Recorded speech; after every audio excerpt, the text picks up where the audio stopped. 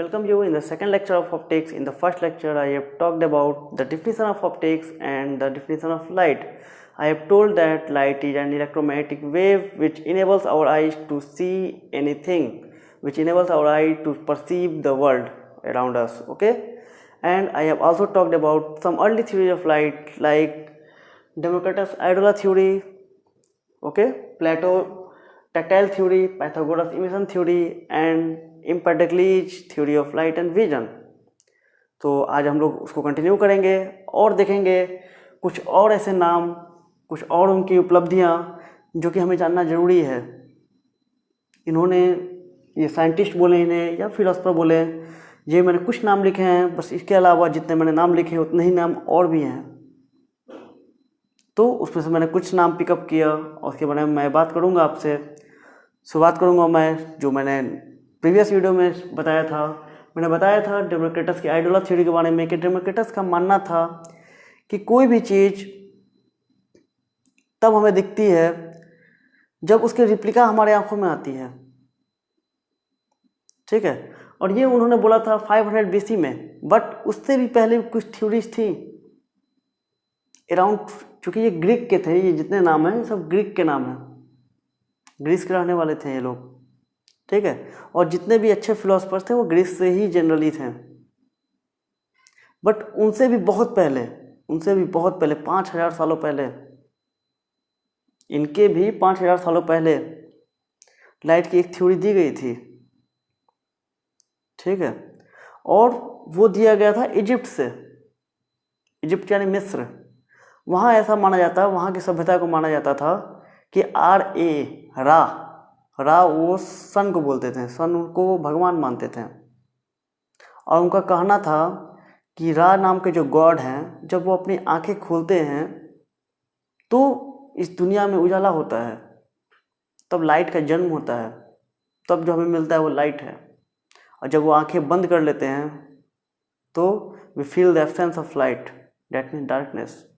उसके बाद कुछ और थ्योरीज आई, ठीक है। उसके बाद थ्योरी आई बाइबल में, आप पढ़ेंगे देयर इज लाइट करके, उसमें बोला गया है। और उस थ्योरी के अनुसार सूर्य के जन्म के पहले, जब सूर्य नहीं था, जब कोई जीवन नहीं था, उस समय से भी लाइट है। खैर बाइबल में ऐसा बताया गया है कि light is related to something good and there is opposite to light that is darkness which represents the evil, ठीक है। तो खैर वो अलग फिलॉसफी है। आगे जब हम आएंगे तो हमें मिलेगा डेमोक्रिटस की आइडोला थ्योरी, जो मैंने बताया कि इनके अनुसार हर एक चीज़ की एक रिप्लिका होती है, एक नहीं कई रिप्लिका होती हैं, हज़ारों रिप्लिका होती हैं, लाखों रिप्लिका होती हैं। और जब उस चीज़ को हम देखते हैं तो वो रिप्लिका हमारे आंखों में आ जाती है और हम उस चीज़ को देख पाते हैं। और इनकी थ्योरी को बहुत से विरोध भी किया गया, कई सवाल खड़े किए गए। पूछा गया कि ठीक है, दिन में तो हम रिप्लिका दिखती है, हमें दिन में चीज़ देख पाते हैं, हम रात में क्यों नहीं देख पाते हैं? क्या रात में रिप्लिका नहीं बनता? रात में रिप्लिका भी तो होता होगा, ठीक है। तो उन्होंने बोला कि दिन में जो देखते हैं हम रिप्लिका, ठीक है, वो एक्चुअली सन के प्रेजेंस के कारण होता है। सन कुछ हेल्प करता है हमें, उसकी जो भी वो देता है हमें उसकी मदद से, और उस वस्तु जो हम देख रहे हैं, ठीक है। जैसे मैंने पिछले फिगर बनाया था, मैंने फिगर बना के दिखाया था कि suppose this is a man, okay, और ये कोई चीज़ वो देख रहा है, तो जब ये देखता है इसको तो इसकी रिप्लिका उठ के आती है, इसकी आंखों में समा जाती है। और इसको डेमोक्रिटस ने बोला, डेमोक्रिटस काफ़ी फेमस है, उनकी सबसे ज़्यादा थ्योरी फेमस है एटम के बारे में। उन्होंने बोला था कि atom is the smallest part of any matter, और एटम ऐसे ही घूमते रहता है, उसमें का बहुत सा स्पेस खाली होता है, वो रैंडमली मोशन करता है, बहुत कुछ उन्होंने बोला था। उन्होंने बोला था दुनिया में दो ही चीज़ हैं, एटम और वॉइड, एटम और वॉइड, और वॉइड स्पेस बहुत ही ज़्यादा है, ठीक है। खैर वो अलग बात है, केमिस्ट्री की बात है। तो डेमोक्रिटस की आइडोला थ्योरी कहती थी कि हर एक चीज़ की रिप्लिका होती है, जब वो हमारे आंखों में आती है तो हम चीज़ों को देख पाते हैं। तो उनसे और भी सवाल किया गया, और उन्होंने इस थ्योरी को सपोर्ट करने के लिए बोला था कि अगर पानी में आप देखते हैं तो उसमें परछाई दिखती है आपको, आपकी रिप्लिका दिखती है। और इस घटना को उन्होंने अपने सपोर्ट में लिया था। और डेमोक्रिटस की एटॉमिक थ्योरी, जो एटोमिज्म की थ्योरी है, वो काफ़ी फेमस थी, इसलिए उन्हें काफ़ी महान माना जाता था और उसकी बातों पर विश्वास भी किया लोगों ने। ठीक है, डेमोक्रिटस की आइडियला थ्योरी पर कई लोगों ने विश्वास किया, बड़े बड़े फिलोसफर्स ने विश्वास किया जो उनके बाद हैं। आपने अरिस्टोटल का नाम सुना होगा, यानी अरस्तु, हिंदी में अरस्तु बोलते हैं। वो डेमोक्रिटस की थ्योरी पर विश्वास करते थे कि डेमोक्रिटस सही बोल रहे हैं, बट डेमोक्रिटस की थ्योरी गलत साबित हुई। उसके पीछे रीजन यह हुआ कि जब उनसे बोला गया कि बताइए कि जब हम पहाड़ को देखते हैं, उतना बड़ा पहाड़, तो उसकी इमेज हमारे यहाँ इतनी छोटी आंखों में कैसे समा सकती है। तो उन्होंने कुछ उसका एक्सप्लेनेशन किया, बट सेटिस्फैक्ट्री एक्सप्लेनेशन नहीं था। आगे पूछा गया कि सपोज हम किसी आर्मी को देखते हैं, हजारों लोग की टीम है एक, तो हजारों लोग हमें एक साथ दिखते हैं, तो क्या सबकी इमेज, जैसा आप बता रहे हैं, सबकी इमेज आती है एक जगह, क्या एक जगह समाहित होकर हमें दिखती है क्या? ऐसा कुछ होता है? क्या होता है, क्यों दिखती है? और सबकी अलग अलग रिप्लिका है, तो किसी के आगे आ सकती है, किसी के पीछे आ सकती है, सब एक साथ ही कैसे दिखती है? इन चीज़ों को वो ढंग से एक्सप्लेन ना कर पाए, उनकी थ्योरी का अंत हो गया।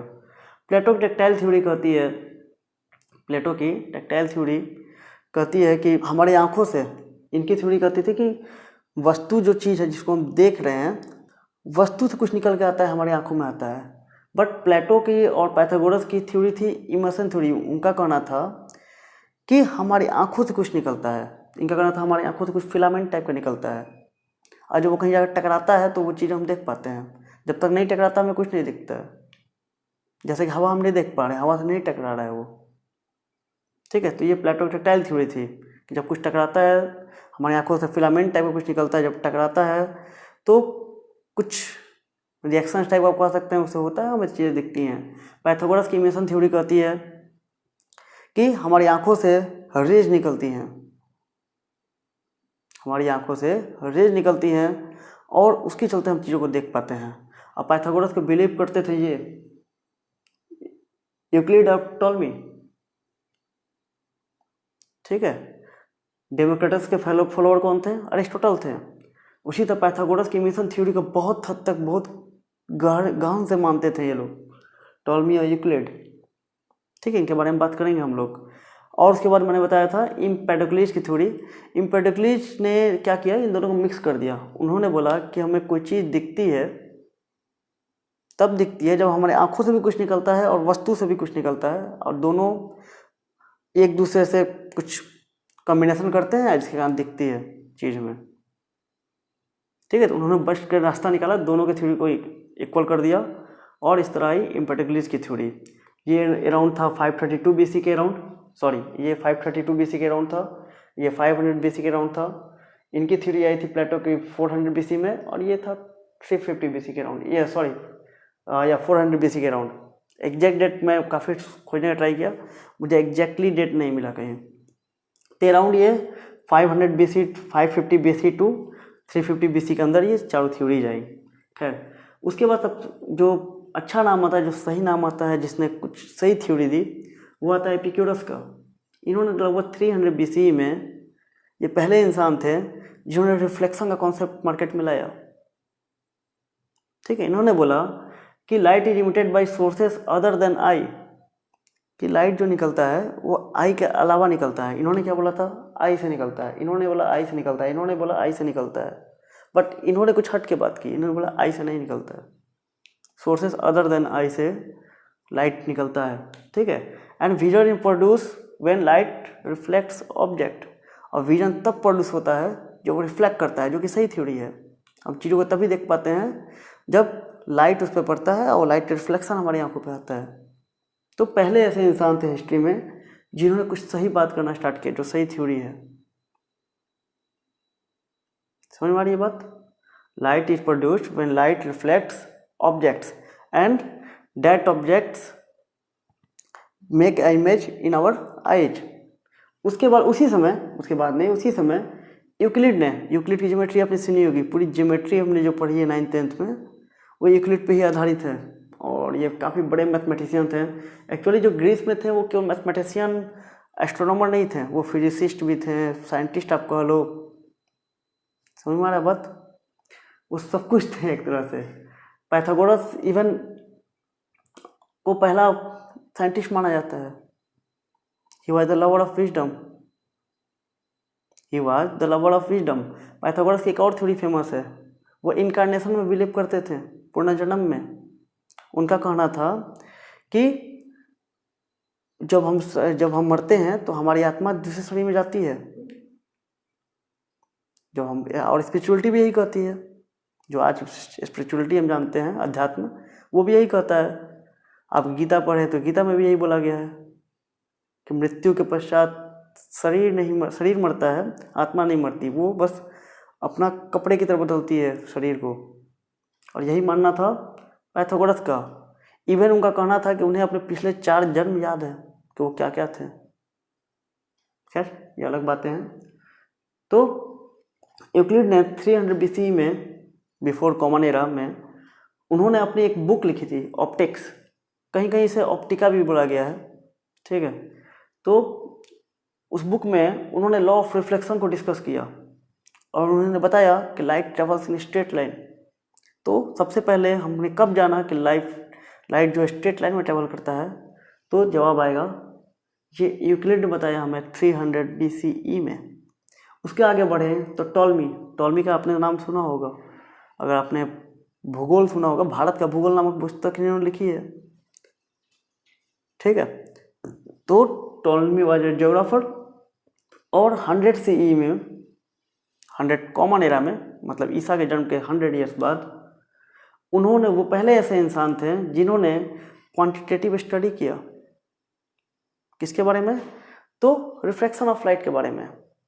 रिफ्लेक्शन के बारे में कब मालूम चला? 300 BCE में। और 400 सालों बाद टॉलमी ने पहली बार क्वांटिटेटिव रीजनिंग लगाई अपनी, उन्होंने कैलकुलेशंस किए और उन्होंने रिफ्लेक्शन को खोजा। उन्होंने खोजा कि जब लाइट एक मीडियम से दूसरे मीडियम में जाता है, सपोज कीजिए हवा से पानी में आता है या पानी से ग्लास में जाता है, तो उसकी स्पीड चेंज हो जाती है, ठीक है। उन्होंने ये कंक्लूजन निकाला, ओके।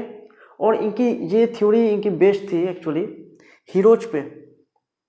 हीरो नाम के एक फिलोसफर थे, उनकी थ्योरी, वो लगभग 40 AD में उन्होंने कहा था कि लाइट वो पाथ चूज करती है जो शॉर्टेस्ट है।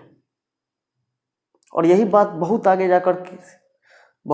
जाकर कही फर्मेट ने 1657 में। तो फर्मेट के अराउंड 1700 ईयर्स पहले, ठीक है, हीरो कर चुके थे, उनको रियल हीरो बोल सकते हैं आप।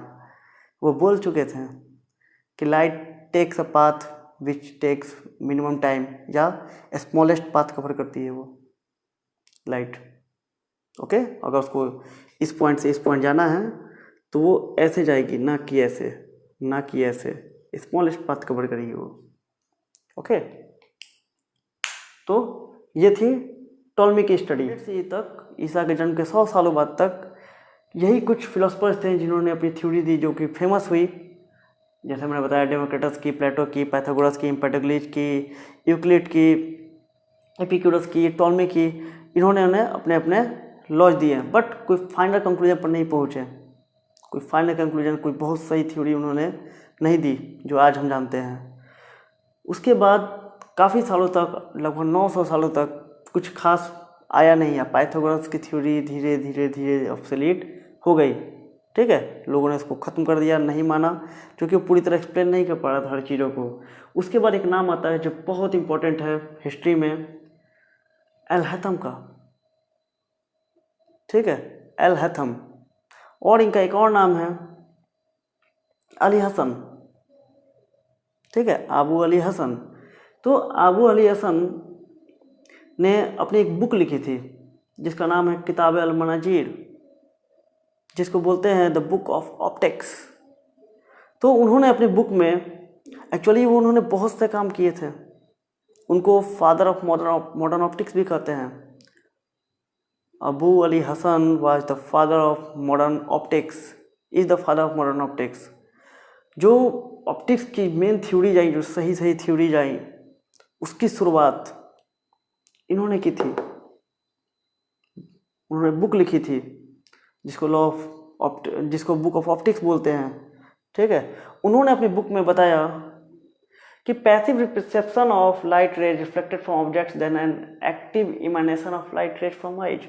उन्होंने बोला कि जो हम देखते हैं वो लाइट जो सामान जो भी हम देख पा रहे हैं, अगर इसको मैं देख पा रहा हूँ तो इससे लाइट हमारे आंखों में आ रही है, ये डायरेक्ट लाइट नहीं आ रही है, ये पैसिव है। मतलब ये किसी लाइट सोर्स से इस पर आ रही है, वो रिफ्लेक्ट होकर हमारी आंखों में आ रही है। यही सही थ्योरी भी है, रेदर देन कि हमारी आंखों से कुछ निकल रहा है, जो कि इनकी इमोशन थ्योरी थी। उन्होंने इसको डिस्कार्ड कर दिया, ठीक है, उन्होंने इसको डिस्कार्ड कर दिया। और ये काफ़ी सही थ्योरी थी, इसलिए इनको बोला जाता है फादर ऑफ मॉडर्न ऑप्टिक्स। इन्होंने और भी बहुत से एक्सपेरिमेंट किए थे। इन्होंने स्टडी की स्फेरिकल मिरर और पैराबोलिक मिरर पे, ओके।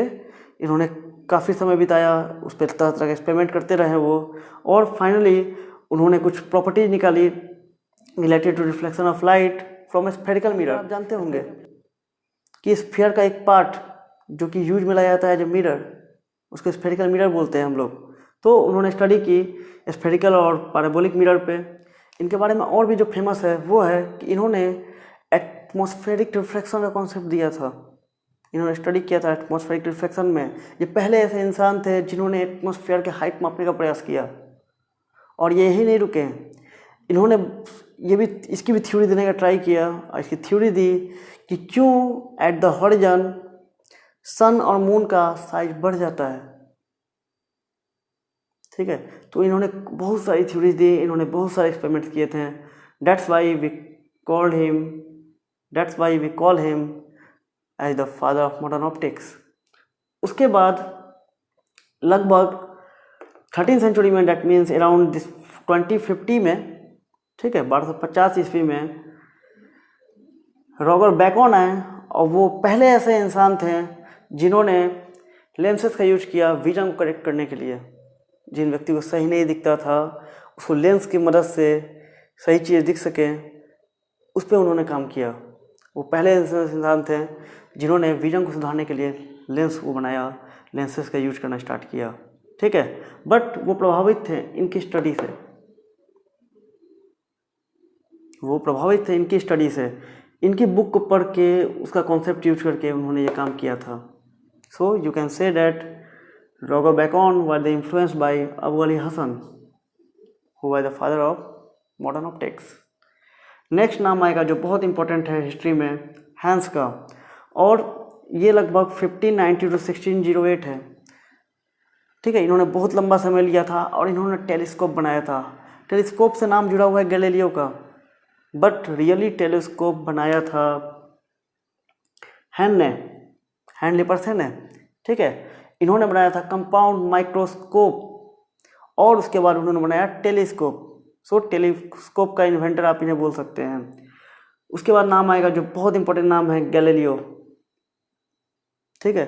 और गैलीलियो एक ऐसा नाम है जो बहुत ही ज़्यादा जुड़ा हुआ है मैकेनिक्स से। हम मैकेनिक्स की दुनिया में गैलीलियो को जानते हैं, बट ऑप्टिक्स की दुनिया में भी उन्होंने कम धमाल नहीं मचाया है। ऑप्टिक्स की दुनिया में उन्होंने बहुत धमाल मचाया हुआ है। और गैलीलियो ने इनकी थ्योरी को यूज किया, इनके टेलीस्कोप को यूज किया, उसको और मैग्नीफाइड किया, और डिज़ाइन को इम्प्रूव करके रिफ्रैक्टिंग टेलीस्कोप बनाया, जिसकी मदद से उन्होंने जुपिटर के मून को खोज डाला। उन्होंने 4 मून खोजे थे, 4 मून्स, ओके। और उन्होंने सैटर्न का रिंग भी खोजा। Before 1610 we didn't know that Saturn has rings. हमें नहीं पता था कि सैटर्न के पास रिंग होता है, और मून का कॉन्सेप्ट भी नहीं पता था कि जुपिटर के पास मून है, 4 मून है। और उसी जुपिटर के मून की स्टडी करके ही लाइट का स्पीड पता लगाया गया है। तो सोचिए एक बार, आपको अगर लगता है कि ये जो लेक्चर है ये सिलेबस में नहीं है, रियली ये जितने मैं बात कर रहा हूँ ये सिलेबस में नहीं है, आउट ऑफ सिलेबस है। और पिछला मेरा वीडियो 24 मिनट का था, ये अराउंड 36 मिनट का होगा या समथिंग होगा। तो अराउंड 1 आवर के वीडियो में हम कुछ इंपॉर्टेंट बात कर रहे हैं या नहीं, ये आप डिसाइड कीजिए। कि ये पूरी टॉक फालतू है कि नहीं है, ये आप डिसाइड करेंगे। और आपको अच्छा लगता है तो बताइए मुझे कमेंट बॉक्स में, ख़राब लगता है तो भी बताइए मुझे कि नहीं आपका टाइम वेस्ट हुआ या आपको कुछ जानने को मिला। तो लाइट की स्पीड पता चली थी हमें जब हमने जुपिटर के मून को, हमने नहीं साइंटिस्टों ने जुपिटर के मून को स्टडी किया था उसके ऑर्बिटल रिवोल्यूशन को। और जुपिटर का मून किसने खोजा था? गैलीलियो ने खोजा था। Got it? किसने खोजा था? गैलीलियो ने खोजा था। और गैलीलियो किससे प्रभावित थे? किसका उन्होंने थ्योरी को यूज किया था? उन्होंने हैंस लेपर्से की थ्योरी को यूज किया था। तो देखिए कैसे नाम जुड़े हुए हैं एक दूसरे से। इनका नाम हमने सुना भी नहीं होगा, इनका नाम खुद सुना होगा। ठीक है, तो गैलीलियो एक ऐसे इंसान थे जिन्होंने डिजाइन चेंज किया इनके टेलीस्कोप का, और एक रिफ्रैक्टिंग टेलीस्कोप बनाया। उसकी मदद से जुपिटर को खोजा और सैटर्न के रिंग को खोजा। Got it? उन्होंने अराउंड 30 टाइम्स मैग्नीफिकेशन इंक्रीज किया था। उसके बाद उन्होंने एक और टेलीस्कोप बनाया जिसमें उन्होंने 100 टाइम्स मैग्नीफिकेशन किया उसका। खैर आगे बढ़ते हैं। एक और इम्पोर्टेंट नाम, बहुत ही इम्पोर्टेंट नाम, जोहानेस केपलर। केपलर थ्योरी पढ़ी होगी आपने। केपलर ने 3 लॉ दिए हैं मैकेनिक्स में, ग्रेविटेशन में। ग्रेविटेशन चैप्टर आपने पढ़ा होगा क्लास 9 में, क्लास 11 में। तो आप जानते होंगे कि केपलर वो नाम है जिसने बोला था, जिसने क्वांटिटेटिवली एंड क्वालिटेटिवली दोनों बोला था कि जो अर्थ होता है या सारे प्लैनेट्स ऑर्बिटल पाथ पर मूव करते हैं, ना कि सर्कुलर पाथ पे। ऑर्बिटल पाथ पर मूव करते हैं और सन एक फोकस पे होता है। एक इलिप्स में 2 फोकस होते हैं, सन एक फोकस पे होता है। ठीक है, और उन्होंने एरियल वेलोसिटी का कॉन्सेप्ट दिया था। उन्होंने बोला था कि सेकंड, उनका केपलर सेकंड लॉ है कि अगर कोई प्लैनेट है, अगर मूव कर रहा है एलिप्टिकल पाथ पे, तो वो जितना दूर है फोकस से या सन से उतनी इसकी स्पीड कम होगी, और जितना नज़दीक है उतनी स्पीड ज़्यादा होगी। बट वो कुछ इस तरह से अपनी स्पीड इंक्रीज करेगा कि एरियल वेलोसिटी हमेशा कांस्टेंट रहेगा, मतलब कि वो इक्वल टाइम में इक्वल एरिया स्वीप करेगा। उसके बाद उन्होंने थर्ड लॉ दिया था कि जो पीरियड ऑफ रिवोल्यूशन होगा, ठीक है, the square of time period of revolution will proportional to the cube of semi axis of that ellipse. Got it? तो ये 3 लॉ थे केपलर के। तो ये हम मैकेनिक्स में जानते हैं, बट उसके अलावा उन्होंने ऑप्टिक्स में भी कुछ काम किए हैं, और छोटा मोटा काम नहीं किया है, उन्होंने काफ़ी बड़ा काम किया है। उन्होंने मैथमेटिकल एनालिसिस किया था, ठीक है, लेंसेज का, उसके फोकस को बढ़ाने के लिए कि फोकस कैसे बढ़ाएं, उसका फोकस पर उन्होंने काम किया था। आज हम कैमरा यूज करते हैं, उसका फोकस यूज करते हैं। आप जब पिक्चर क्लिक करते हैं तो उसका फोकस जो यूज करते हैं हम लोग, ठीक है, जितना महंगा कैमरा आता जाएगा उसका फोकस, उसकी फोकसिंग क्वालिटी उतनी अच्छी होती है, उसकी फोकसिंग उतनी ही अच्छी होगी। तो ये फोकसिंग की शुरुआत, ये सारा कॉन्सेप्ट, इसकी कैलकुलेशंस किसने की थी? तो जोहानेस केपलर ने। तो मैकेनिक्स के अलावा भी इनके बहुत कंट्रीब्यूशन है। नेक्स्ट नाम हम देखते हैं स्नेल का। आपने स्नेल्स लॉ पढ़ा होगा रिफ्रैक्शन में, स्नेल्स लॉ पढ़ा होगा। तो वो वही स्नेल हैं। इन्होंने 1621 में स्नेल्स लॉ डिस्कवर किया। 1621 में स्नेल्स लॉ डिस्कवर किया, बट ये इन्होंने बस केवल थ्योरेटिकल पार्ट दिया था, जो उसमें साइन का कॉन्सेप्ट आता है, μ2 by μ1 equal to sine i by sine r, μ2 by μ1 equal to μ2 by μ1 equal to sin I by sin R, where μ2 is the refractive index of second medium and μ1 is the refractive index of first medium. I is the angle of incidence, R is the angle of refraction. तो इसका concept उन्होंने दिया था, but ये जो sign आया है ये इन्होंने नहीं दिया था, स्नेल ने नहीं दिया था रेने डिस्क्रेट्स ने। ठीक है, सो रेने डिस्क्रेट्स की वजह से ये स्नेल लॉ कंप्लीट हुआ और स्नेल लॉ का मैथमेटिकल फॉर्म भी आया। ठीक है, तो ये नाम थे कुछ जो मिडिल एज साइंटिस्ट बोल सकते हैं, जो कि 17th सेंचुरी के साइंटिस्ट थे। अप टू 17th सेंचुरी के स्टार्ट होता है अगर, तो फादर ऑफ मॉडर्न ऑप्टिक्स है अबू अली हसन से। फिर बैकॉन ने लेंसेज को विजन करेक्ट करने के लिए लेंस का यूज किया, लेंस को लाया। और एक और थ्योरी भी है बैकॉन की एक और थ्योरी है। उन्होंने रेनबो को एक्सप्लेन करने की कोशिश की थी। उन्होंने बोला रेनबो फॉर्म होता है बिकॉज ऑफ रिफ्लेक्शन। रिफ्लेक्शन की वजह से रेनबो फॉर्म होता है, और कुछ हद तक सही भी थे वो। आज हम जानते हैं कि रेनबो फॉर्म होने में रिफ्लेक्शन का एक बड़ा हाथ है,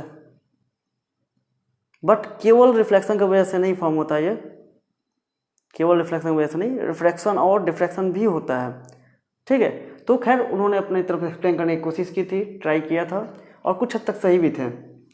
ठीक है, गैलीलियो हमने देखा कि उन्होंने टेलीस्कोप बनाया, ठीक, हैम्स का यूज करके, और जुपिटर को खोजा। केपलर ने फोकस प्रॉपर्टी पे ज़्यादा ध्यान दिया, फोकसिंग पे। और एक और बात है, शायद मैंने नहीं बताया, कि केपलर ने फोकसिंग प्रॉपर्टी को बढ़ाया और उन्होंने अंतरिक्ष को, मतलब यूनिवर्स को अच्छी तरह से तलाशने की कोशिश किया, क्या क्या है उसमें, और वही लाए थे हेलिसेंट्रिक थ्योरी को। उन्होंने सपोर्ट किया उन्होंने कोपरनिकस की हेलिसेंट्रिक थ्योरी को सपोर्ट किया। ठीक है, एक जियोसेंट्रिक थ्योरी थी, और एक, अगर आपको नहीं पता है तो एक जियोसेंट्रिक थ्योरी थी, एक हेलिसेंट्रिक थ्योरी थी। जियोसेंट्रिक थ्योरी जो लोग मानते थे उनका कहना था, मुझे एग्जैक्टली याद नहीं आ रहा किसने जियोसेंट्रिक थ्योरी दी थी, आई थिंक कोपरनिकस ने तो हेलिसेंट्रिक दी थी, जियोसेंट्रिक शायद अरिस्टोटल ने दिया था, याद नहीं मुझे ढंग से। खैर, तो जियोसेंट्रिक थ्योरी का मतलब ये था कि बीच में अर्थ है, बाकी प्लैनेट या सन वगैरह, सन बाहर चक्कर लगा रहा है चारों ओर, जिसकी वजह से हमें ईस्ट और वेस्ट में उगता हुआ और डूबता हुआ दिखता है। बट जब टेलीस्कोप का खोज हुआ, और एक और हेलिसेंट्रिक थ्योरी थी जिसमें कहना था कि नहीं, अर्थ जो है हमारे चारों ओर चक्कर लगा रही है और सन बीच में है। ठीक है, ये हेलिसेंट्रिक थ्योरी थी। तो उसको सपोर्ट किया किसने? केपलर ने। उसको सपोर्ट किया केपलर ने। उन्होंने बोला हेलिसेंट्रिक थ्योरी सही है, सन बीच में है, बाकी सारे प्लैनेट्स उसका चक्कर लगा रहे हैं। ठीक है, ये साबित कैसे हुआ? जब उन्होंने देखा किसकी मदद से, माइक्रोस्कोप की मदद से, सॉरी टेलीस्कोप की मदद से। एक और बात, जो यहाँ पर रिफ्रैक्टिव टेलीस्कोप था गैलीलियो का, केपलर ने उसको चेंज कर दिया था। ठीक है, उन्होंने वहाँ पर कनकेव लेंस लगा दिया था, उन्होंने चेंज कर दिया वहाँ पर, और उसको जैसे यहाँ पर जो था हैंस के कंपाउंड माइक्रोस्कोप को इन्होंने कुछ चेंज किया, रिफ्रैक्टिव टेलीस्कोप बनाया इससे, इसके टेलीस्कोप को। उसी तरह इनके गैलीलियो के टेलीस्कोप को इन्होंने कुछ चेंज किया। ठीक है, इनको चेंज किया और उसकी मदद से हेलिसेंट्रिक थ्योरी को सही साबित किया इन्होंने। ओके, और भी इन्होंने बहुत सा काम किया है केपलर ने।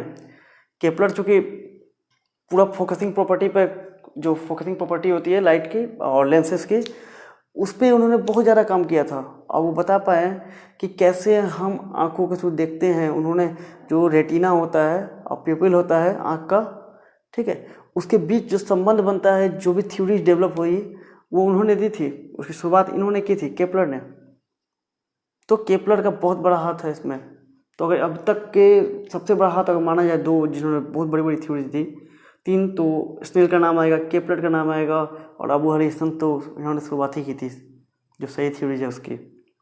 ठीक है, उसके बाद नाम आता है पियरे दे फर्मेट का, और ये ऐसे इंसान थे जिन्होंने बोला कि light follows the path of minimum time. और मैंने बताया था कि ये सेम थ्योरी, इसी के सिमिलर थ्योरी दी थी हीरोज ने 60 AD में।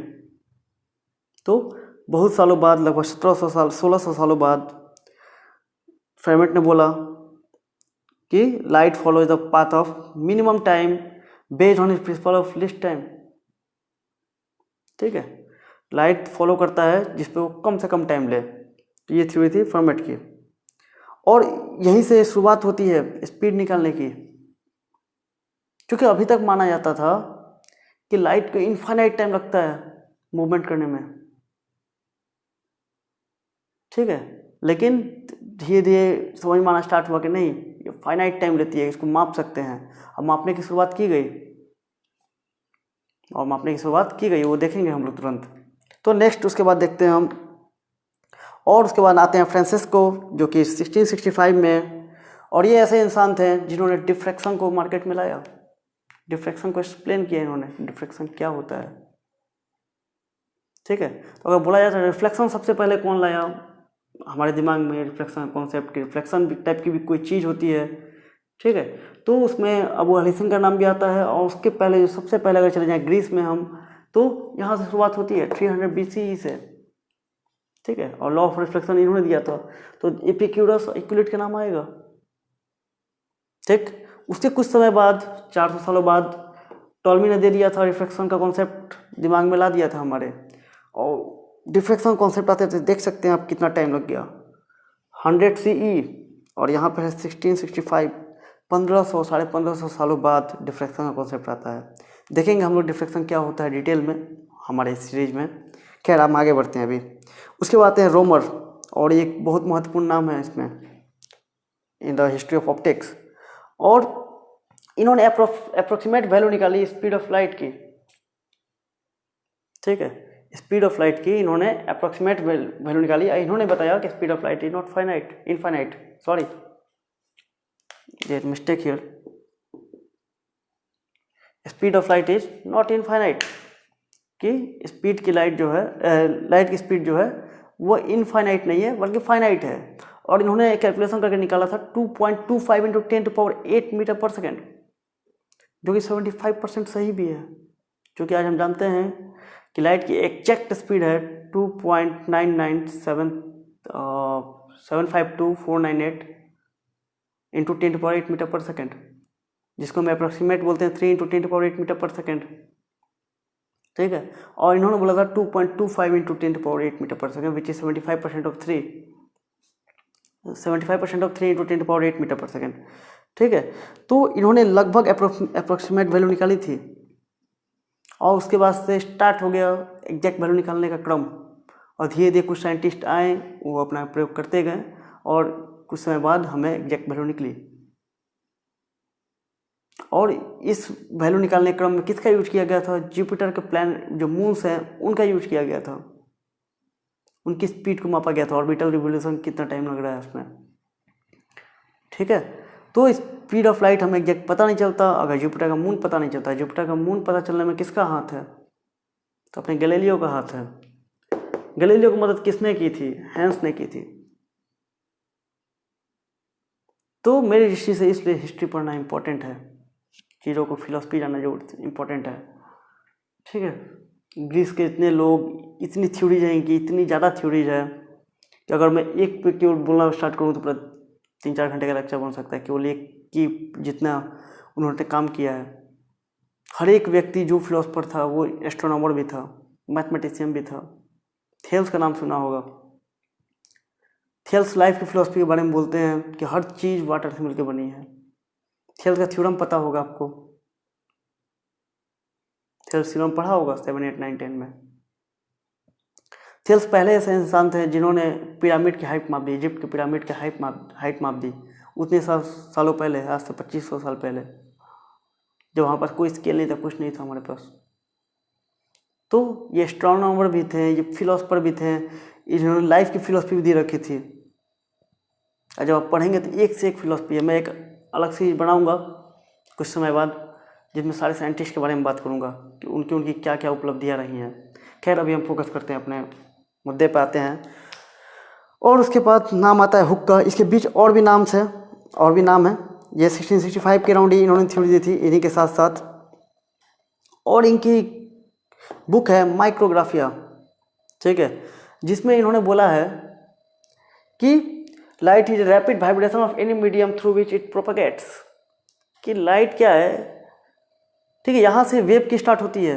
अब देखा जाए तो वेव मानना कि लाइट एक वेव है, यहाँ से शुरुआत होती है। हुक ने बोला, आपने हुक्स लॉ पढ़ा होगा, वही हुक है ये जिन्होंने हुक्स लॉ दिया है क्लास 11th में, या उससे आगे जब इंजीनियरिंग करते हैं, अगर आप मैकेनिकल इंजीनियरिंग या सिविल इंजीनियरिंग, तो आप पढ़ेंगे मैकेनिकल प्रॉपर्टी ऑफ मैटर में, उसमें आपको मिलेगा हुक्स लॉ। और ये बोलता है कि हर एक कोई बॉडी जो रिजिड बोलते हैं हम लोग, वो रिजिड नहीं होती है, वो एक्चुअली डिफॉर्म हो सकती है। ये जो दिख रहा है रिजिड का मतलब ये होता है, खैर मैं थोड़ा भटक रहा हूँ बट बता देता हूँ, मैं अभी जानना चाहिए मुझे हमें। रिजिड का मतलब होता है कि किसी बॉडी का 2 पॉइंट के बीच का डिस्टेंस हमेशा सेम रहे आफ्टर एप्लीकेशन ऑफ फोर्स। तो अगर इस पर मैं फोर्स लगाता हूँ, ठीक है, मैं स्पेस पे लगाता हूँ, यहाँ पे 2 पॉइंट ले लिया मैंने, यहाँ 2 पॉइंट, इसमें मैं फोर्स लगाऊंगा तो आप देखेंगे कि इसका पोजीशन चेंज नहीं हो रहा है, ठीक है। अगर इसको मैं मूव कराता हूँ तब भी आप देखेंगे कि ये पूरी बॉडी, ये भी मूव कर रहा है, कहाँ गया, ये पॉइंट मूव कर रहा है, ये पॉइंट भी मूव कर रहा है, देखिए, बट इन दोनों का सेपरेशन सेम है। तो ऐसी बॉडी जिसके 2 पॉइंट्स के बीच का सेपरेशन सेम हो, after the application of force, after the removing of application of force, तो उस बॉडी को रिजिड बॉडी बोलते हैं। रबर जो है, इरेजर, वो रिजिड नहीं होता, आप दबा सकते हैं उसको, ठीक है, उसके 2 पॉइंट के बीच का डिस्टेंस चेंज हो जाएगा, तो वो रिजिड बॉडी नहीं होगा, बट ये रिजिड बॉडी है। ये हमने पढ़ा जब तक आप रोटेशनल मैकेनिक्स पढ़ेंगे, बट जैसे जैसे आप आगे बढ़ेंगे तो एक चैप्टर आपको मिलता है मैकेनिकल प्रॉपर्टीज ऑफ सॉलिड्स, उसमें बताया जाता है कि कोई भी बॉडी रिजिड नहीं है, ठीक है, कोई भी बॉडी रिजिड नहीं है, कोई भी व्यक्ति ईमानदार नहीं है, उसकी ईमानदारी कहीं ना कहीं जाकर टूटती है। उसको धमका कर तोड़ो, उसे बहुत ज़्यादा घूस दे के तोड़िए, ठीक है। आई एम सॉरी कि जो बहुत ही ऑनेस्ट होंगे, मैं उनके लिए मैं समझाने के लिए बोल रहा हूँ, कुछ लोग होते होंगे, तो कोई बॉडी परफेक्टली रिजिड नहीं होती है, मेरा यहाँ कहना है। ये भी चेंज होगा अगर इस पर बहुत ज़्यादा ताकत लगाया जाए, तो अभी मैं ताकत लगाऊंगा तो मैं इसके पॉइंट के बीच का डिस्टेंस चेंज नहीं कर पा रहा हूँ, ठीक है।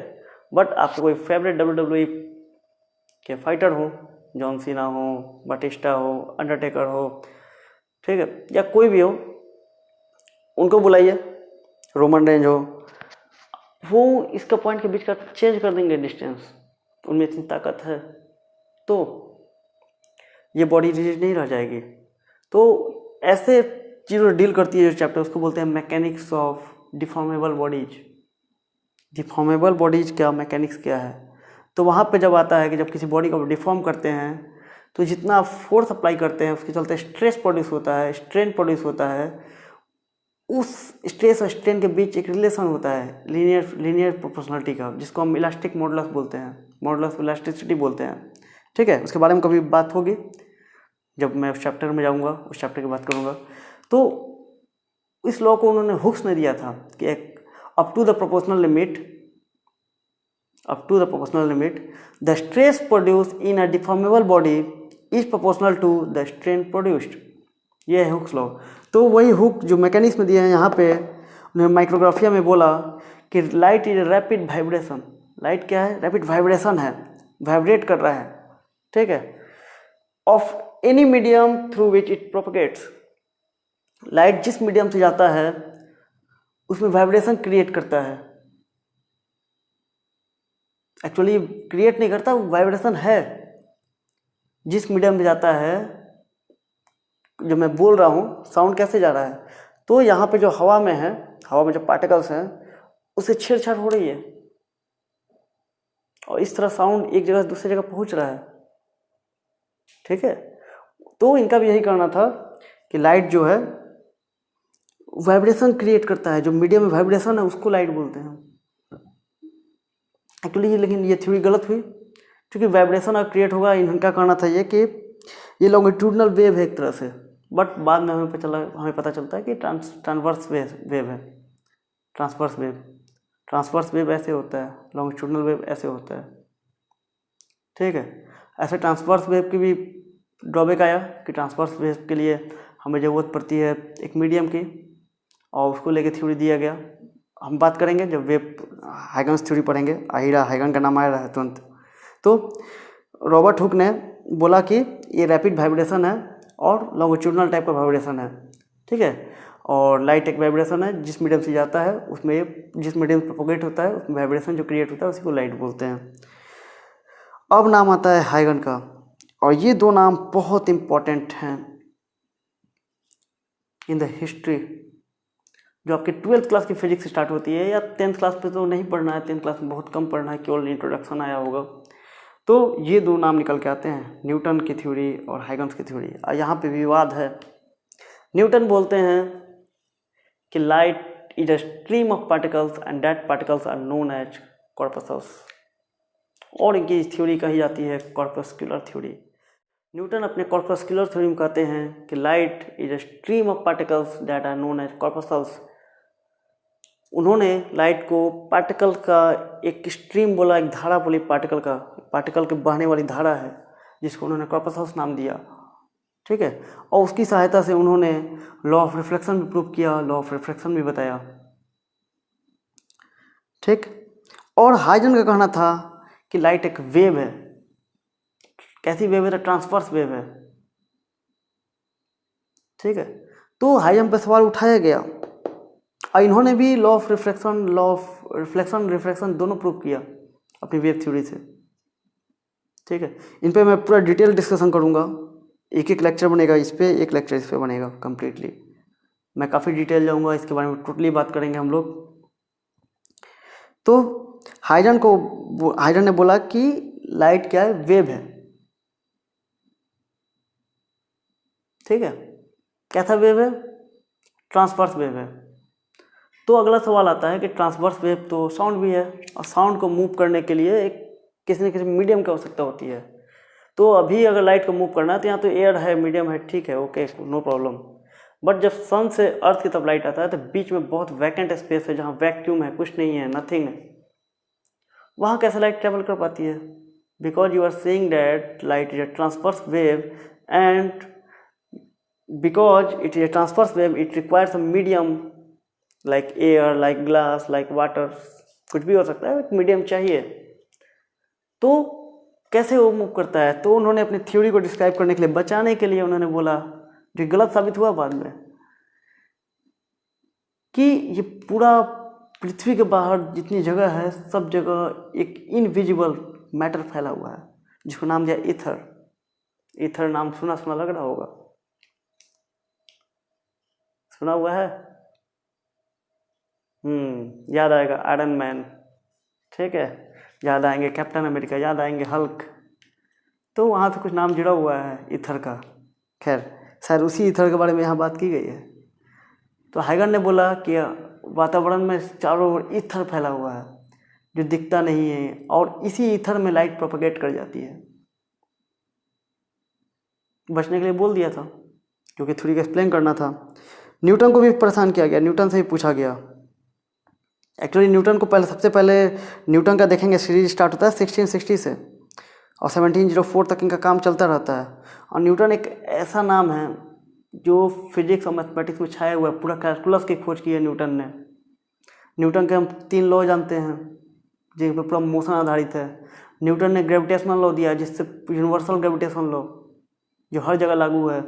If you have 2 point masses separated at a distance r, then there will be a force of attraction between them, and the force of attraction is directly proportional to the product of their masses and inversely proportional to the square of their distance, ठीक है। तो ये था Newton का gravitational law. उन्होंने 3 law दिए हैं, आपको पता होगा। लॉ ऑफ इनर्शिया है, फिर उन्होंने मोमेंटम का दिया कि the rate of change of momentum is called force, और उन्होंने न्यूटन थर्ड लॉ भी दिया। तो और पूरा कैलकुलस न्यूटन ने खोजा हुआ है, कंप्लीटली कैलकुलस।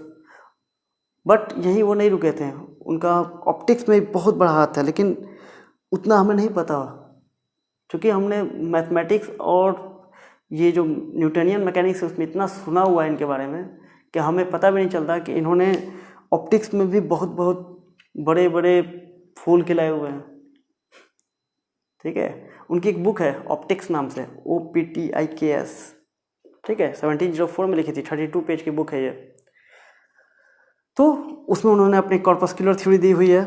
तो सबसे पहले कहाँ से आता है? जब न्यूटन बहुत कम उम्र में थे, अराउंड 20 ईयर्स के आसपास थे, तो उन्होंने प्रिज्म से जब लाइट को गुजारा तो उन्होंने पाया कि लाइट 7 रंगों में विभक्त हो जाता है, बढ़ जाता है, वो डिफ्रैक्ट हो जाता है,